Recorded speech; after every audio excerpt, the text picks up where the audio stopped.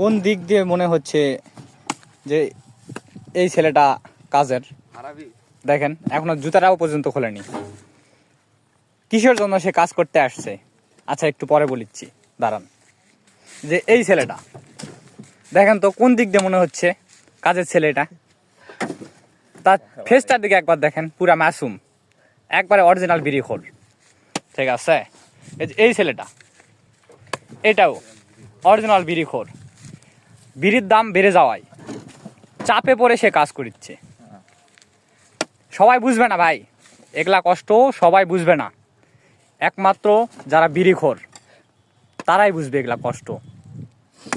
চাপে পড়ে কাজ করা, কিচ্ছু করার নাই। বিড়ির দাম বেড়ে গেছে, কি আর করবে? বিড়ি তো খাইতে হবে নাকি?